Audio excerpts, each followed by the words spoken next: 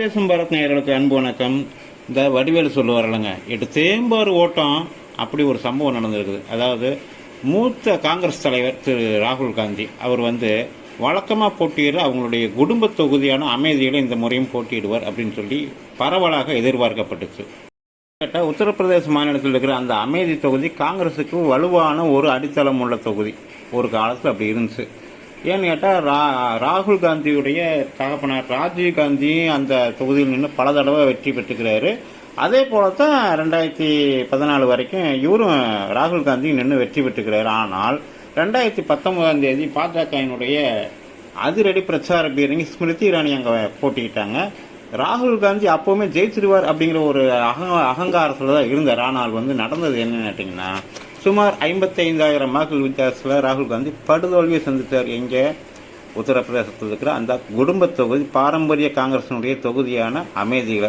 வேற வழி இல்லாமல் வயநாடு தொகுதி பக்கம் ஒதுங்கினார் திரு ராகுல் காந்தி.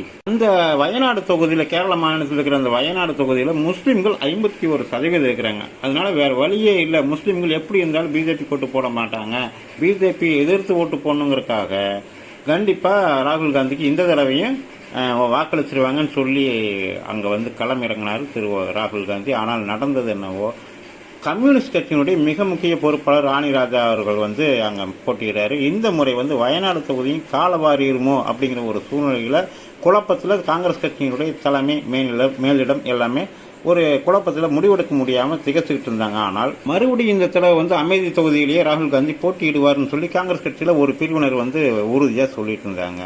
ஆனால் இப்போ இவர் என்ன பண்ணிக்கிறாருன்னு சொன்னால், எடுத்தாரு பாருங்க ஓட்டம். அவங்க அம்மா சோனியா காந்தி வழக்கமாக நின்றுட்டு இருந்த தொகுதியான ரேபரேலி தொகுதிக்கு போய் நின்றுக்கிறார். எப்படி இருக்குதுன்னு கேட்டிங்கன்னா, ஓடினான் ஓடினான் வாழ்க்கையின் ஓரத்திற்கே ஓடினான்னு சொல்லி ஒரு சினிமாவில் டைலாக் வரும் இல்லைங்க, அதுதான் ஞாபகத்துக்கு வருது.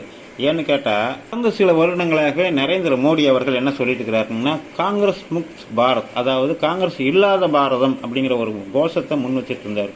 அது எங்கே நடந்துருமோன்னு தோணுது. போகிற போக்க பார்த்தோம்னா, காங்கிரஸ் கட்சியினுடைய தலைவர் அப்படின்னு கூறப்படுறவர், பிரதமர் வேட்பாளராக கருதப்பட்டவர் திரு ராகுல் காந்தி, அவரு நிற்கிறதுக்கே ஒரு பாதுகாப்பான தொகுதி காஷ்மீர் முதல் கன்னியாகுமரி வரைக்கும் எங்கேயுமே இல்லைங்கிற சூழ்நிலையில் இருக்கிறப்ப, அநேகமாக 2029 நடைபெற உள்ள பாராளுமன்ற தேர்தலில் ராகுல் காந்தி எங்கேயுமே போட்டியிட மாட்டார், நான் அரசியலை விட்டே போறேன்னு சொல்லி ஒதுங்கிடுவார் அப்படின்னு சொல்லித்தான் நமக்கு தோணுது.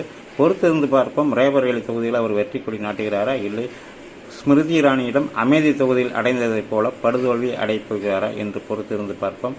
அதுவரை நன்றி, வணக்கம்.